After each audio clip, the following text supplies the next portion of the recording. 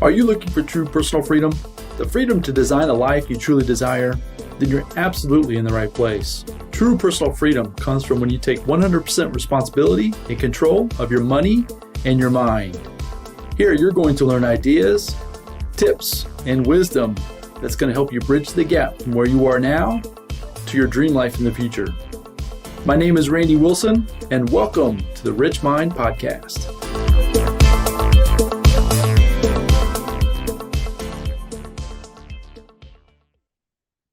Okay, welcome everybody to the Rich Mind Podcast. And today I have another fantastic guest. I have today Glade Poulsen. Glade has become a great friend of mine. We have had many conversations. We've got some ties back to the old days of the Jim Rohn connection. He's a successful real estate investor. He's built several sales organizations. He's just a wealth of knowledge. We were just talking before we hit record here about some of the things he's foreseeing in the current status of the economy that I really hope that we can get to that part of the conversation as well, because I think it'll be super valuable to you as the listener. So Glade, welcome to the podcast. And why don't you take a minute and just introduce yourself to everybody and let everybody get to know a little bit more about you. Well, thank you, Randy. It's an honor to be on the show with you. And gosh, we do have a lot in common, in more ways than one. And even though our paths have crossed more recently, it's been great to get to know you a little bit and your story and your journey. I appreciate that. Yeah. So anyway, it's a pleasure to be on the podcast with you today. Great name, by the way. Great name for the podcast. I love it. I love it. I love it. It's really cool. I appreciate that. Yeah. The idea of the wealth comes from within, right? The mindset, that's kind of where that comes from. The idea is folks are looking for how to become wealthy, but I think it starts from the inside out. And so that's kind of where that name came to me one day, and it kind of stuck. And I've tested it with a few other folks, and I've had some pretty good feedback. And so, yeah, we're going with it. So the Rich Mind Podcast. Great. So I appreciate it. Yeah, no, that's super. There. That's super. So tell everybody a little bit about yourself. Where have you been? Some of the accomplishments. I know a little bit about your story as far as you've had some ups and some downs, as we all have had, some more severe than others. But at the same time, can you tell everybody a little bit about yourself? Well, sure, Randy. I grew up on a small farm in southeast Idaho. There was 34 kids in my graduating class. So, I mean, it was small. We were farmers. We were poor, but we had a lot of love. And unfortunately, my mom passed away at a very early age. Well, for both of us, really. She was only 44 of breast cancer, and I was just about a week shy of my 7th birthday. So we were on the farm there. We didn't really have a whole lot of interaction with other people and whatnot. Our closest neighbor was a couple of miles away, and pretty much just there on the family. I'm the youngest of 8 kids. My oldest sister had just recently got married when my mom passed away. And so we were all kind of hurting, there on the farm. Dad was a great man, Superman, but he was hurting. He just lost his wife, and it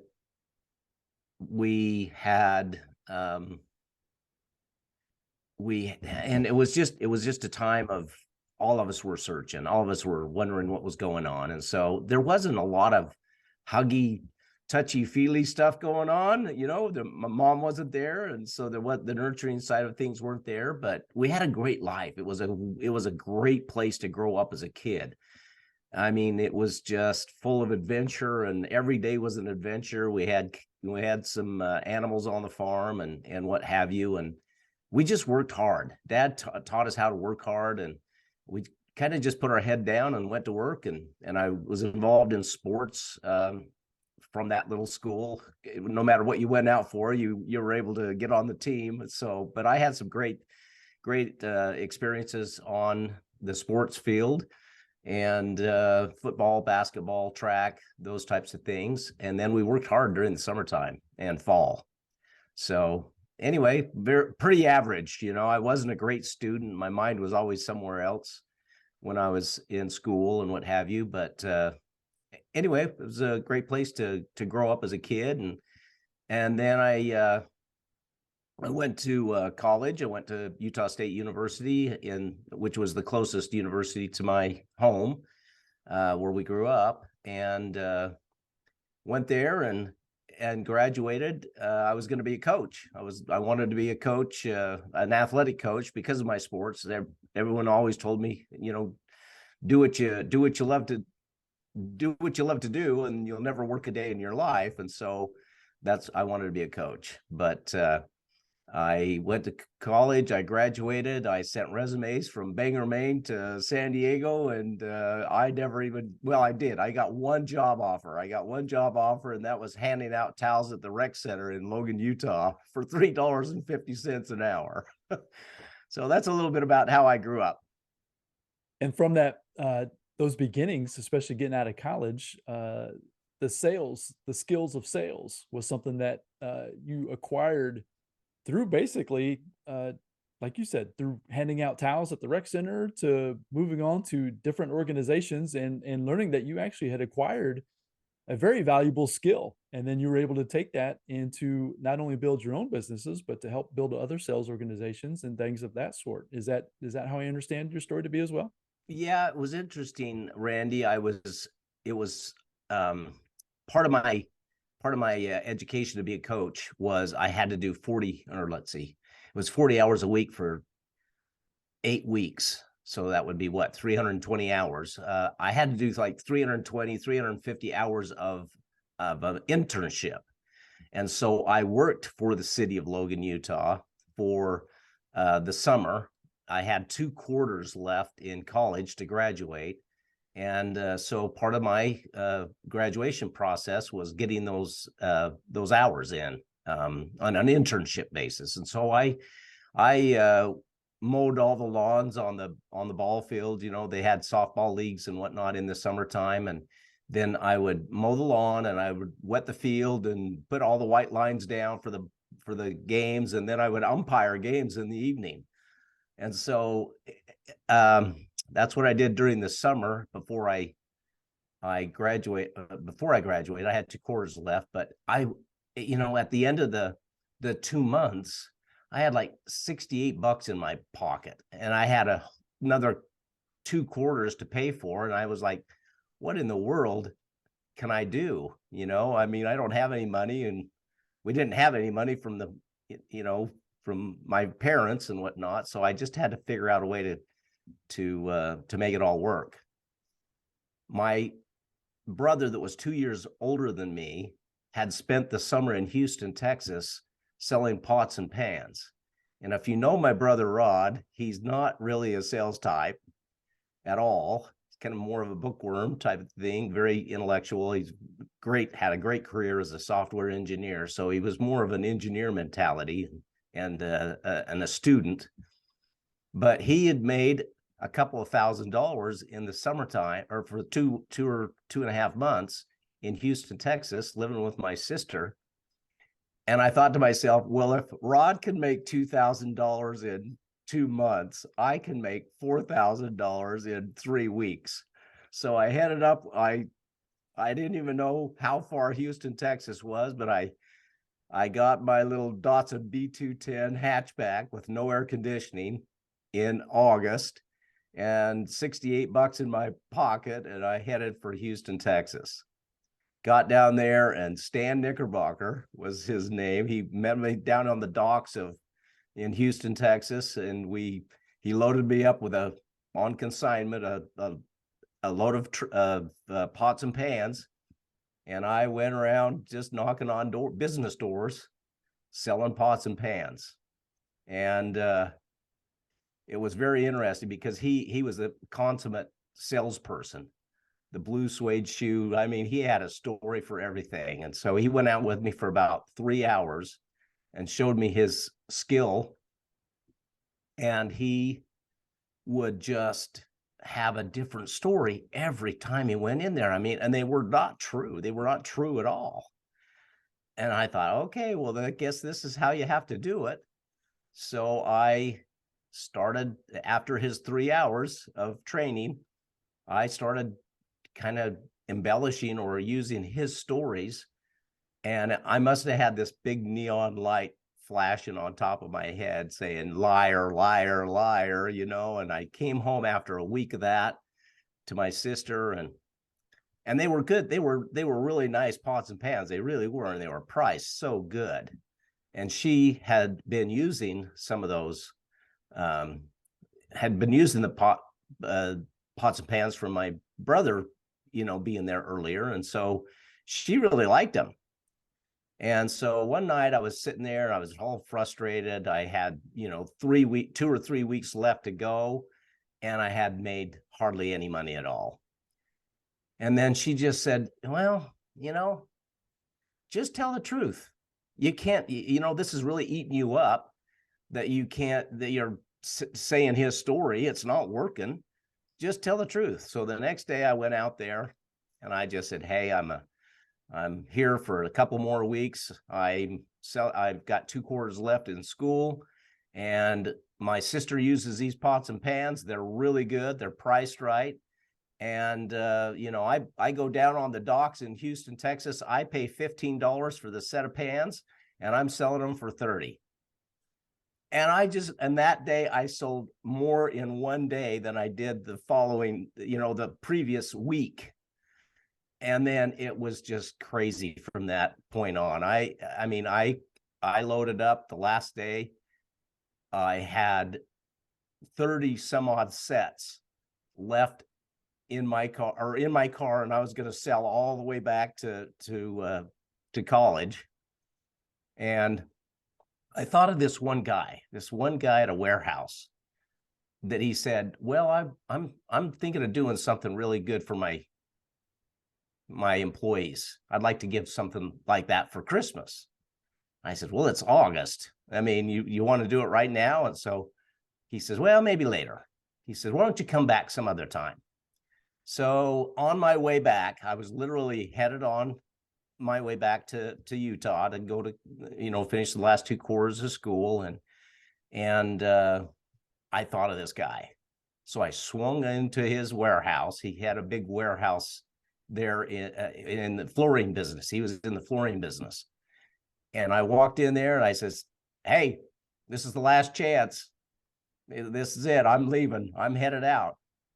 And he said, how much for every one of those boxes of pots and pans that you have in your car? And I said, whatever 30 times, like $900. I said $900. And he said, well, come on, you got to have a better price than that. And I says, that's it. I'm going to sell them one way or another. So you just, if you want them, you want them. But in 5 minutes from now, our opportunity is going to be over. So this guy put his foot up, the big old cowboy boots. He put his foot up on a roll of carpet, reached down inside of his cowboy boots and pulled out the biggest wad of cash I've ever seen in my life. And he counted out $800. And then he stopped and looked at me, and I says, one more. And so, I took off from there, and I had like $4,000 in my wallet from, that short period of time. So that was kind of the beginning of my sales career. That is fantastic. Thank you for sharing that. That is so many nuggets of wisdom right there in that short little stint, that if folks can just pick that apart and think through that, you may not even, I know you do today, but while you were going through that, you didn't realize how much value you were gaining from that experience. So to relive it, and if it as vivid as you just shared it, that I really appreciate you going there, because that was a lot of fun. I know that somebody is going to hear something in that little nugget of wisdom that will be able to take that out in today's world, right? Folks are always looking for ways to make money or things to get more money and those types of things. And it's the skill set of sales is typically what is missing: the ability to communicate, the ability to negotiate. everything you just shared. Everything Yeah, you no, just shared. Randy, I have reflected on that story so many times throughout my life about just being true, tell the truth, be authentic, be genuine, be real, be who you are, and just, you know, understand that. Understand exactly that's the, the truth is good enough. You don't have to make up stories. You don't have to be somebody that you're not really, who you aren't. And anyway, I've reflected on that story so many times, and there are a lot of nuggets in there about just follow up, relationships, standing firm. Don't sell yourself short, or your experience, or your wisdom, or your wares, whatever it may be. And yeah, so that's a great story. Yeah, that is a great story. So I appreciate you sharing. So to get to know you a little bit better, because that was fantastic. If we ended it right there, we would be all set. But I want everybody to get to know you, and even myself, because I don't think I had heard that story. That was fantastic. So I've got three questions I want to run by you, and let's see if Okay. we can dig a little deeper. And the first one is, who has had the biggest influence on your life? Oh, wow, that's a tough one. I've been so blessed throughout my 40 some odd years of doing this that I've had a lot of really good mentors. A lot of, it, and there's been mentors, really good mentors at different stages of my life, and different areas or arenas in my life. I mean, some financial, some personal growth, those types of things. And so, man, to just come up with, a person, that's hard for me to say. And you're lucky to be able to say that, because I'm always seeking more mentors, right? And it sounds like that you've had the experience of being introduced to different folks, whether it's virtual or real, folks that have helped you along in your journey. So to not necessarily have one person for that question, yeah, there's nothing wrong with that. That's fantastic that you've got a list of folks that have spoken into your life that has allowed you to accomplish the ups and downs, right, through the journey of this thing that we call life. So Yeah, no, yeah. and that's exactly what it is too.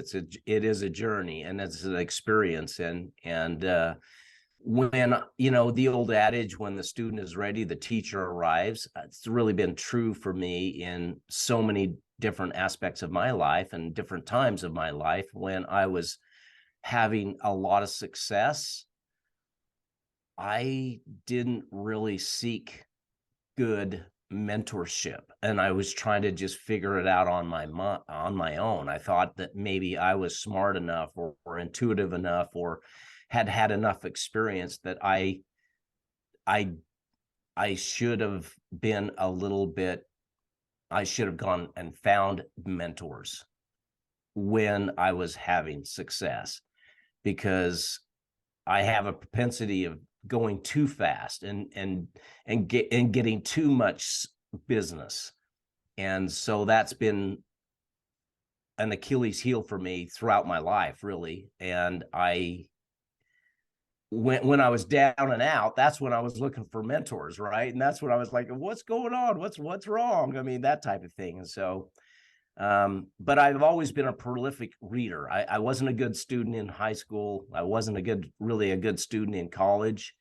It was after that. It was when I got started in business and in sales and what have you, when I got turned on to personal growth and development. And I mean, I see in the background there, a bunch of the books and whatnot. And you see in the back of my background that this is a third of the books that I have. I have become immersed in personal growth and development, and books and seminars and audio tape. Well, it used to be audio tapes, and then it was CDs, and now it's audio files and podcasts and what have you. I'm just, everywhere I go, my truck or my car is a traveling library. I hardly ever listen to the music, or music and what have you. It's always has been a traveling library. I've got a book or a CD or something playing in the background. So I've had a lot of those kinds of mentors. And of course, Jim Rohn, probably if I were to pick one person, probably, well, Jim Rohn in the personal growth and development genre, he's certain he was, you know, he was amazing. And I've really dug into his stuff really deep. Og Mandino, of course, with the greatest salesman on earth or whatever in the world. And Napoleon Hill, you know, Napoleon Hill, Think and Grow Rich, those types of things. The mind, you know, I mean, if Napoleon Hill was anything, it was like whatever the mind can conceive and believe, it'll achieve, you know, and so creating that mindset, he would be probably one of the best mentors that I've had. Then financially, Robert Kiyosaki, you know, and I think his book that made the most impact on me financially was The Cash Flow Quadrant, where he really went into, and I know Rich Dad, Poor Dad is a great book, and most people would probably refer to that, but Cash Flow Quadrant was the one that meant the most to me at the time, because I was in business and I had a pretty large construction company down in Arizona, and that really helped me at that time. Kind of long-winded answers. I'm sorry, Randy. No, I get there's going, absolutely and nothing. No, there's nothing to be sorry at all. Once again, you're sharing the wisdom and your past experiences, and yeah, we've been touched in different ways by different folks, and to hear what those meanings are to you is exactly what we're trying to gather. So that's fantastic. You had mentioned in there that you've had some ups and you've had some downs, which leads me actually to the second question. It's, what's been your greatest challenge in life, and what did you actually learn from that? Can you pinpoint any one of your lower moments, maybe not even their lowest, but just a lower moment that was maybe a turning point to something more beneficial on the back end? Well, the reality is that all of us have our ups and all of us are going to have our downs. And I probably the biggest challenge that I've had in my life is just figuring out who I am and being happy with who I am. In spite of all the challenges, in spite of all the losses, in spite of all the hard knocks that come through life. And I don't know, none of us get out of this life without, or throughout this journey, without having some of those real challenging moments that just challenge you to the very core of who you are. And so my biggest challenge has been to understand who I am, what's my purpose, why was I put on this earth, you know, to have the most impact, and then understanding that purpose and then following through and doing something about it. I call it the whack-a-mole syndrome. I mean, I see opportunity around every stinking corner. I mean, everything looks intriguing to me and fun and exciting, and so as soon as I'm in on something, then I see another shiny nickel, and you know, it's like, okay, let's go over there, let's go run there, you know, and I whack them all. Oh, this one, that one, the other. So that's been the biggest challenge for me, is just knowing who I am, figuring out that I'm good enough, I'm okay, and kind of a God whisperer not that long ago really came one day when I was, it's been a pretty challenging time the last 2 or 3 years for me, personally. And I was just kind of having a pity party one day for myself. And I had this God whisper that said, Glade, I'm not punishing you, I'm preparing you. And all of these experiences, all these good and bad,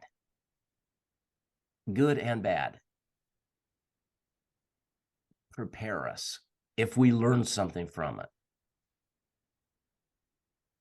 And learning the lesson, growing from that lesson, growing from the mistakes, the challenges, that's been my biggest challenge. And I'm still working on it. I still work on it every single day. Every single day. I tell my wife, this is a common sentence that I use all the time, that I'm working on myself every day, and it's the hardest work I've ever done in my entire life.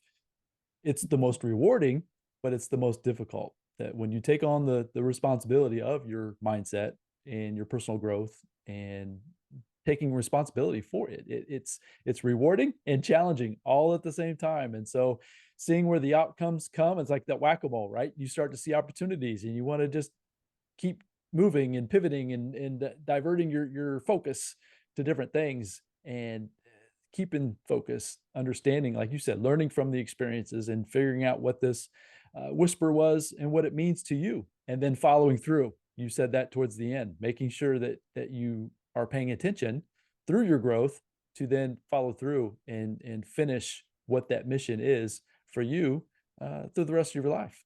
That's super exciting. Yeah, and I think we all have a propensity to try to find a shortcut. We always want a shortcut. There are no shortcuts. That's one thing that I've learned. There are no shortcuts. The work is the shortcut. That's the shortcut. You can't go around it. You can't mitigate it. You can't try to outsmart the experiences and the challenges that you can't avoid the challenges. They're going to come. It's like Dave Ramsey says, you better save up for a rainy day because it's going to rain, and that's kind of what we're going through right now. And especially in the real estate economy and what have you is, there's been a sea change. There's been a shift. And I've been through several of these shifts. And so they're all a little bit different, but they're all very, very similar. And there's no shortcut. You can't work around it. The work is the shortcut. Mic drop right there. There you go. That's the bomb. So that leads me into that might be the answer for the third question, because the third question revolves around going back to your 20-year-old self. So the wisdom you gained up to this point, if you could go back to your 20-year-old self and give him some advice, that one that's just getting ready to get out of school, get ready to head out into the real world. A passion of mine is helping that generation that's just now coming into their own, realizing, getting through the system, realizing that life may not be exactly the way that it was they were taught maybe growing up, learning the financial education, learning the personal development, some of the things that we aren't necessarily taught every day. So I'm trying to find those that can learn from mentors. Like, what is there anything that you can think of that looking back you would like to share to even the younger generation? And what you just shared was part of it, but is there anything you would like to add to that as far as the There's work? so much there, Randy. There's so much that, my dad was a wonderful man. He was a hardworking guy, great guy, but he just wasn't a business guy. I mean, he just wasn't. We were farmers, and I was always very entrepreneurial. I was buying and selling cattle at a very early age. I just had that, that dream to go climb the corporate ladder and, do things, get off the farm and go do some fun and exciting things and what have you. So I was always entrepreneurial, but he couldn't help. If he would have known, he would have shared it with me. And so a lot of my wisdom or has come through the experiences, has come through the journey, through the trials in the air. I wasn't astute enough to really lock on to some of the wisdom and counsel that was given by some of the mentors along my way.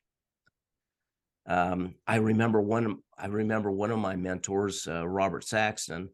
He said one day to me, and this was early on in my career. This is, when I was selling modular homes, and anyway, he said, Glade, you're just always kicking against the pricks. And I'm like, for decades, I wondered what that meant.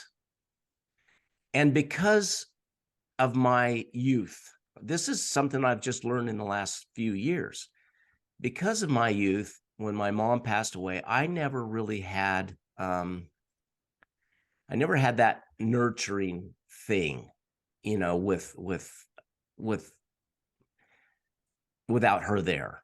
And I didn't have that experience. We were all doing the best we could, and we had a great life. And like I said earlier, but what I did to survive as a little kid, as a little Glade, I went inside my own head. I've tried to figure out, I'd go to my brothers and sisters or whatever and ask them questions. And it was like, because why? I was the curious type, always asking the questions, because why? Because I said so. And I know I was never good enough. I was never fast enough. I was the youngest, as I mentioned, and my brothers had their buddies and friends and whatnot when we did get off the farm a little bit and go play. And they didn't want me hanging around. I wanted to hang with them, but they didn't want me around. It was just typical. But I took that kind of personal, and so I went inside my own head and tried to figure out everything myself. And I watched, a lot of sports, played a lot of sports.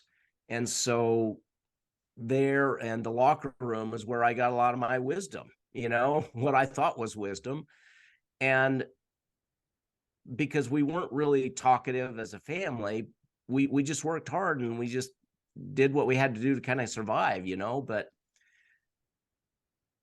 what I've learned through that is my mentor said, you're always kicking against the pricks. And what that really meant to me as I studied that, just, again, the last couple of years, it meant that I tried to figure out everything on my own. I tried to do it myself. And I was always, in my own mind, just figuring it out myself instead of relying on mentors and people who have gone there and done that and maybe made the same mistakes. And so that's what I'm trying to do right now, is the same thing that you're doing, Randy, and that is give back to this young. I don't want people to have to go through some of the challenges that I went through. And if I could take it away, I'd like to. But yet, that's kind of a double-edged sword, because it's through those experiences that we really learn. So do you want to take it away from them? Or do you want them to go through it? And so it's kind of like, I'd like to be there and help people and be there to help them. Hey, you know what? You're doing really good right now, but watch out, because this will happen, because it happened to me. That's what I'd like to do. So I think, to your question, the younger self, the 20-year-old, what could I say? If the sooner you can figure out your purpose, your why, what you want to do, what's your secret sauce? Why were you put on this planet to live and experience and to serve and to help others? The sooner you can figure that out, the better. Perfect. And for me, it's taken a lifetime, and I'm still trying to figure it out, So it's like, and it's hard, because it's hard. But like you said, it's the greatest work and the greatest fulfillment that you'll have. 100%. 100%. Well, I appreciate you sharing that as well. So earlier we had mentioned about some of the economic situations that might be going on. A little bit of a pivot here as far as topic level. We had a conversation, you and I did, back in January, about the current situation of the economy, things that are going on. And I know that you've had a wealth of wisdom because of your experiences. You've experienced several highs, you've experienced different lows. That conversation you and I had was fantastic. So I was just hoping to just, pull back the cover a little bit, maybe share. And let me just caveat with this, saying that, we're not financial advisors. We're not, No, I yeah, know. this is all opinions, right? This is all just trying to be, astute students really of the world, and just trying to gain some wisdom from others.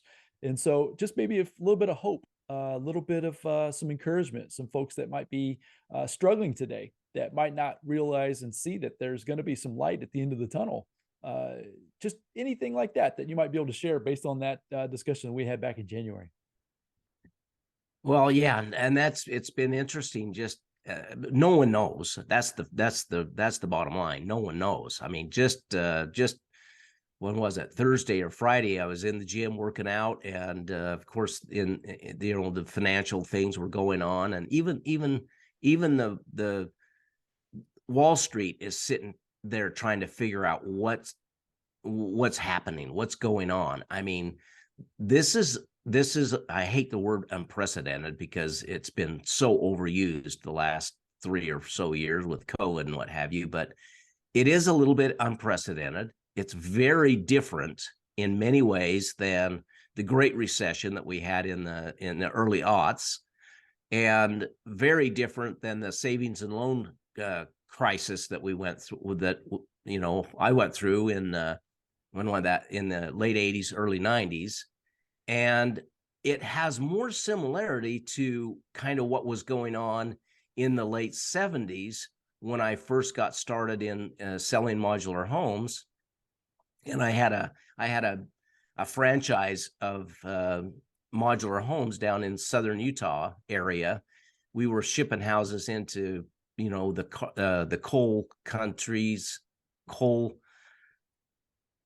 counties of Utah and Wyoming, Rock Springs and Green River, Wyoming, and into Fallon, Nevada. We were shipping these houses all over the place in these energy boom areas. and and I remember one day, I mean, I was in my late 20s, and I thought I had the world on fire, that I was just, so smoking hot, and so smart. And then I remember Paul Volcker, who was the uh, Federal Reserve chairman at the time. He said, and inflation was happening. Inflation was happening at a big time, and going crazy, and the country had never really seen this before or faced it before. And so Paul Volcker said one day, he said, I am not going to stop raising interest rates until every single skill saw in America is turned off. Those were his exact words. I don't think I've ever heard that before. That's interesting. Wow. Yeah. And so it did. It went from, it had been around 6.5%, 7% interest for decades, for a long, long time. And then it went from 6.75% to 17, 18% in a matter of like 2 years.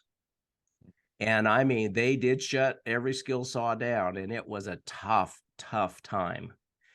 And I don't think they're going to do that again, but the dynamic is a lot the same as it was back then with inflation. And one thing the Fed is really good at, and that is getting inflation under control. And the only vehicle they have is through interest rates. So I see, but yet, there's the economy is fighting them right now. I mean, they want the inflation to be around 2-3%, but the economy is so strong in many sectors and in many ways. The unemployment rate is not going up to around 6% where they kind of want it. They just keep creating jobs, different jobs. And so they don't know what's going on. I don't know what's going on. Nobody knows really where this is going to go. However, the Fed has been pretty clear that they're going to work on inflation. And I see more interest rates or more interest rate rises coming. I think the real estate and the real estate in particular, I think is going to be a little bit challenging for another year or two. But when you look at historic interest rates, 6 and 7% is where it's really been for a long, long time. I just think our expectations have to come back down a little bit. And for the first time ever, people are saying, I love my 3% mortgage more than they love the house. It's always about, oh, I love my house. I love my house. I love my house. You know, that type of thing. Or I don't like my house, and I'm gonna try to upgrade or do this, or I want a 3-car garage or a RV garage or whatever. And so they'll switch. But now, because of that, really because of COVID-19 and 2%, 3% interest rates, we just haven't seen that before. And so now people are in love with their mortgage more than they are their house, and they're not going to move, including me. You know, what little bit of mortgage I have, it's at, less than 3%. I'm like, man, with inflation at 11, 12%, and I'm borrowing money for 2.5. I mean, goes back to Rich Dad, right? Robert Kiyosaki. That's good debt, So, it's the inventory is really, really low. In the early aughts, inventory was really high. There was a lot of inventory. Now there's no inventory. So there's some differences, but the bottom line is this too shall pass. And it'll get back to more of a normal market versus a real hysteric market, which is what we had during COVID and up until about a year ago right now. And it turned on a dime. It turned very, very quickly. And it started when the Fed started raising interest rates. So it's a matter of trying to figure out, and there again, that's the most impossible part, is figuring out, thinking through at what point will the Fed pause or stop. That's the hardest part, because you can't predict those things. I mean, we're not in those rooms, we're not in those meetings. So you just have to look at trends, look at past folks that have gone through similar things like this, like we talked about with some of your past and things like that. So that's what I've tried to do. So I don't know if you're seeing anything else other than that. So that's usually what I try to pay attention to, is that Fed, see what they're doing. Yeah, no, I think that's a big indicator, but also I look at inventory. Right now in the Boise, Idaho area where I live and practice real estate, and I'm an active investor and whatnot. I see the opportunity, and I think this is probably indicative of a lot of places across the country, because part of my career down in Arizona, I worked for several of the national home builders, and I actually had a framing company that built houses, did all the framing for several major national home builders, and they're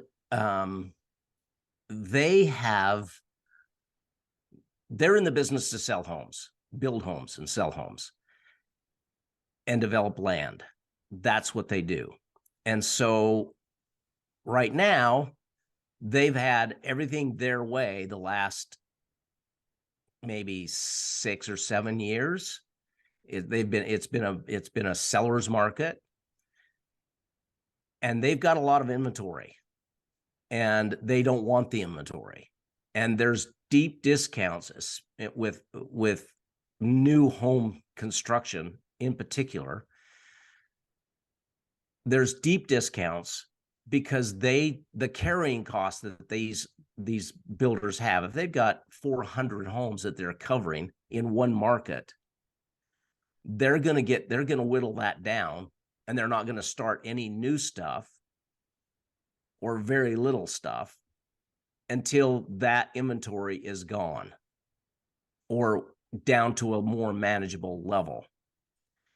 And so right now, I think for the next 3 or 4 months in new home construction, if you're a buyer, now's the time to buy. I don't see big discounts like 2006, 7, 8, when there was too much inventory, a lot of it. I'm talking 12 months worth of inventory, and now there's less than a month's inventory.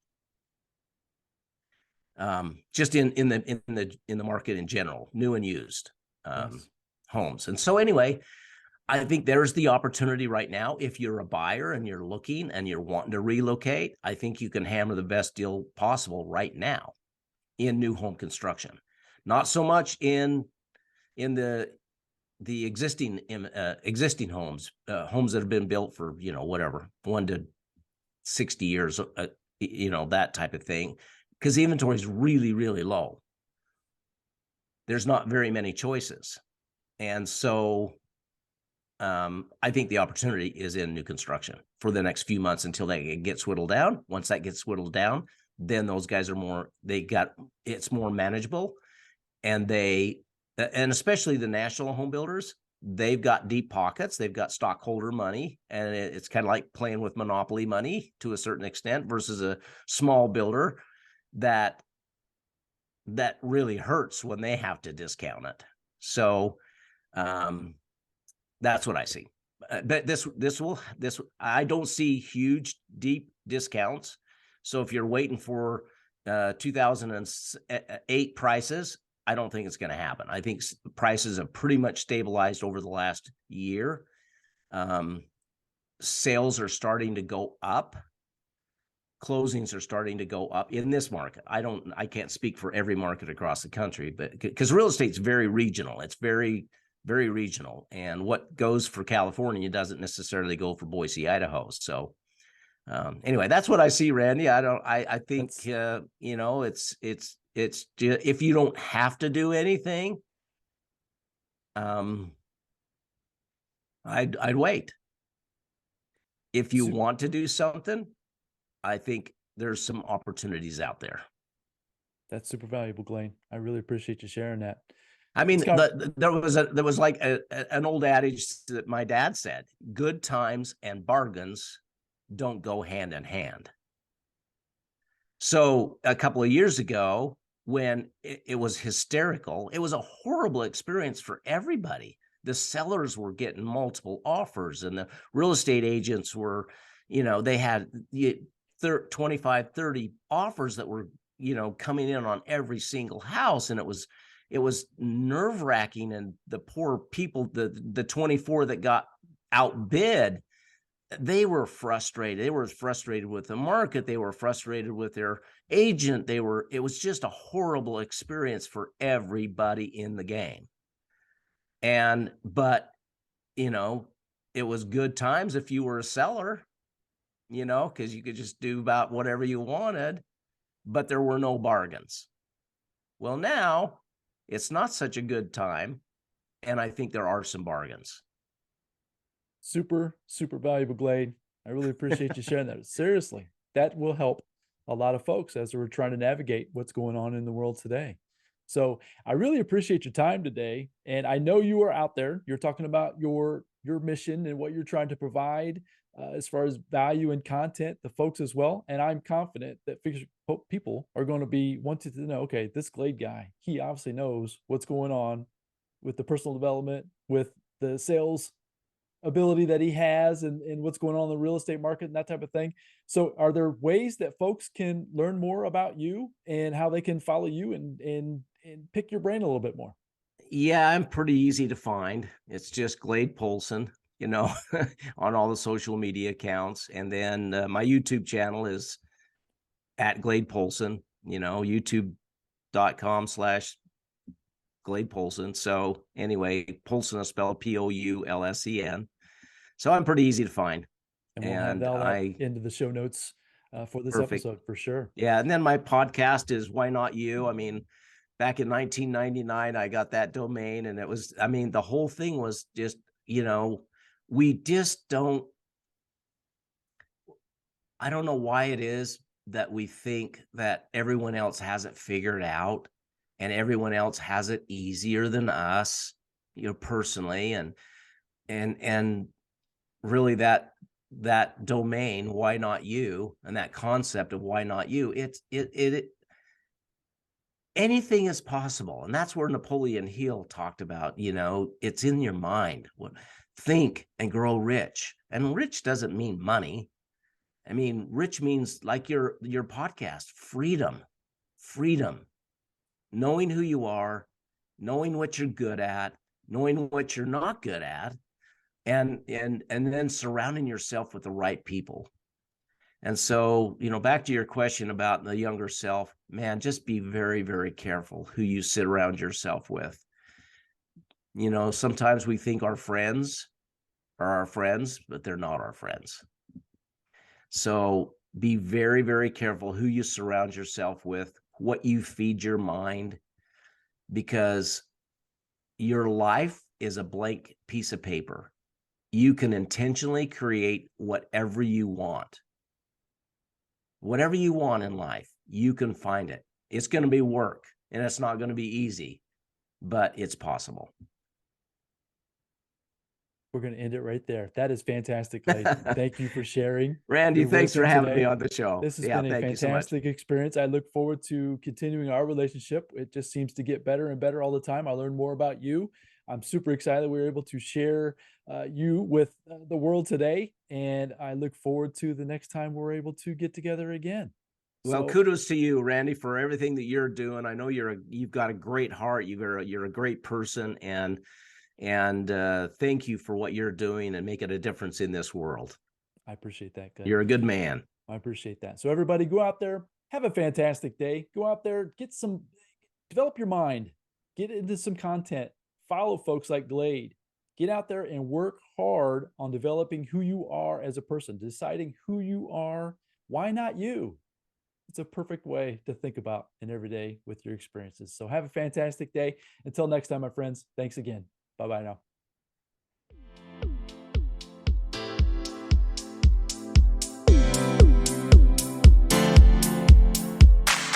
Thank you for joining me on the Rich Mind Podcast. I hope you found a ton of value in this episode.